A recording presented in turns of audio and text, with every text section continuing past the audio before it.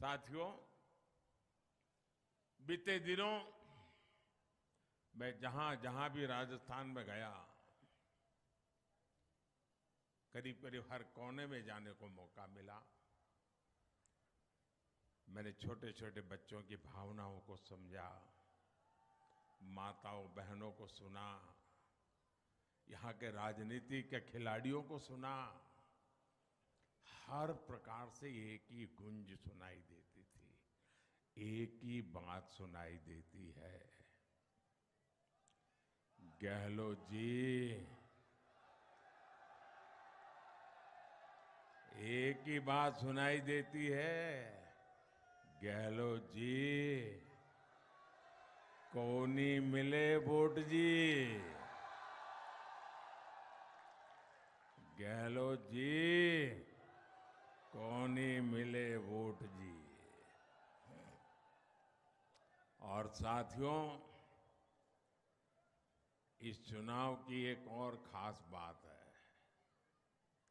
राजस्थान के इस चुनाव में हमारी माताओं बहनों और बेटियों ने जिस प्रकार से भाजपा का झंडा उठा लिया है ना, वो काबिल-ए-दाद है जी। मैं देखता ही रह रहा हूं, जहां जहां मेरी नजर जा रही है, माताएं बहनें क्या कमाल कर दिया है। और ये मैंने पूरे राजस्थान में देखा है। राजस्थान की महिलाएं अब कांग्रेस सरकार को एक पल के लिए भी बर्दाश्त करने को तैयार नहीं है। राजस्थान ने आज तक इससे बड़ी महिला विरोधी सरकार नहीं देखी है। इसलिए राजस्थान के जन जन ने कांग्रेस सरकार को उखाड़ फेंकने का संकल्प ले लिया है। और अपनी सौगंध का मान रखना, ये तो राजस्थान की धरती की अपनी ताकत है और यहां की जनता उसे जानती भी है। और इसलिए कल मैंने ये डंके की चोट पर कहा है, राजस्थान में इस बार तो नहीं, कभी भी, ये शब्द मेरे याद रखना, देव उठी एकादशी को बोल रहा हूं, देवगढ़ में बोल रहा हूं। इस बार तो छोड़ दीजिए, अब राजस्थान में कभी भी गहलोत सरकार की वापसी नहीं होगी।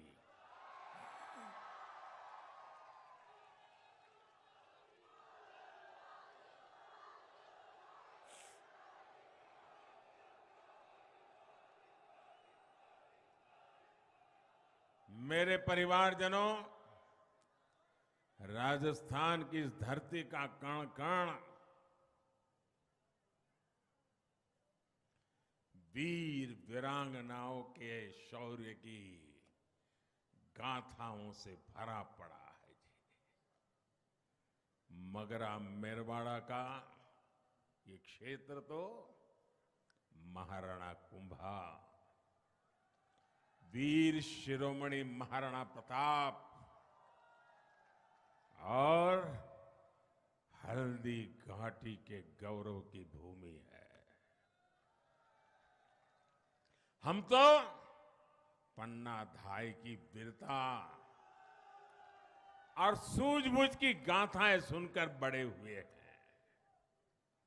ऐसे राजस्थान को कांग्रेस सरकार ने माताओं बहनों बेटियों पर अत्याचार के मामले में नंबर 1 बना दिया। कांग्रेस के मुख्यमंत्री कहते हैं कि यहां बहनें बेटियां बलात्कार के रेप के झूठे मामले दर्ज कराती है। क्या कोई भी राजस्थान का व्यक्ति मुख्यमंत्री की इस बात से सहमत हो सकता है? माताएं बहनें कोई सहमत हो सकता है?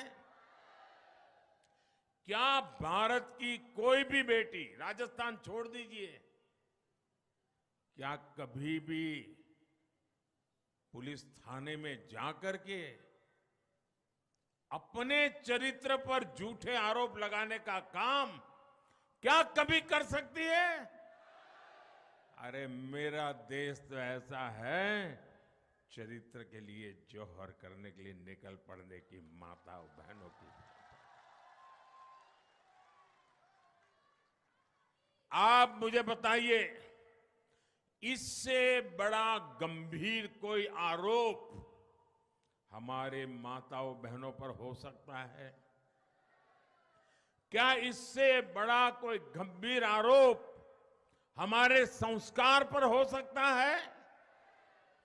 क्या कभी इससे बड़ा गंभीर आरोप हमारी संस्कृति पर हो सकता है?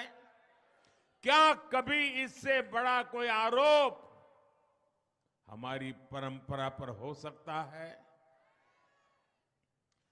जिन्होंने ऐसा आरोप लगाया है, उनका क्या करोगे? क्या करोगे? क्या करोगे? क्या करोगे? ये चुनाव उनको सजा देने का चुनाव है, और आपके एक वोट में उनको सजा देने की ताकत है। माताओं बहनों का अपमान करने वालों को सजा दोगे भाइयों? उनको सजा दोगे? करारी सजा दोगे? और गहलोत जी के एक सबसे करीबी मंत्री क्या कहते हैं? वो कहते हैं कि राजस्थान मर्दों का प्रदेश है और इसलिए महिलाओं पर अत्याचार को वो वाजिब बताते हैं। मैं जरा आपका गुस्सा देखना चाहता हूं। जिस दिन से मैंने सुना है ना, मैं मेरे गुस्से को काबू में नहीं रख पाया हूं।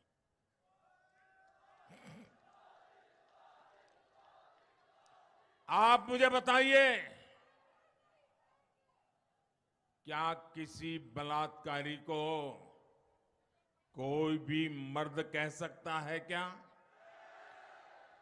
उस पुरुष की सगी मां भी उस बेटे को भी मर्द कहेगी क्या? क्या ये मर्दों का अपमान है कि नहीं है? ये हमारे देश की मर्दानगी का अपमान है कि नहीं है? क्या ये बात ऐसे ही सुनकर के राजस्थान का पानी, क्या इसको सह सकते हैं? सह सकते हैं? उपाय क्या है? उपाय क्या है? उपाय क्या है? सजा दीजिए दोस्तों, सजा दीजिए। ये सिर्फ सरकार बदलने का मुद्दा नहीं है, ये कांग्रेस के लोगों को सजा करने का मुद्दा है, और वोट देकर के सजा कर करके राजस्थान ने दिखा देना चाहिए।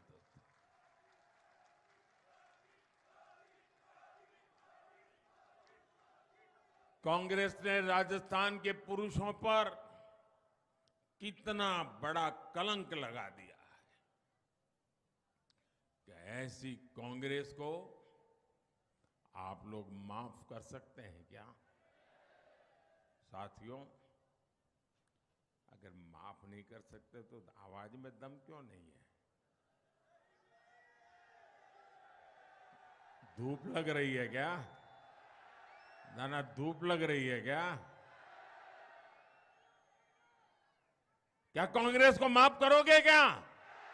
कांग्रेस को माफ करोगे क्या? ये गांव गांव जाके बताओगे क्या? हर पुरुष मैदान में आएगा क्या? जो अपने आप को मर्द मानता है वो मैदान में आएगा क्या?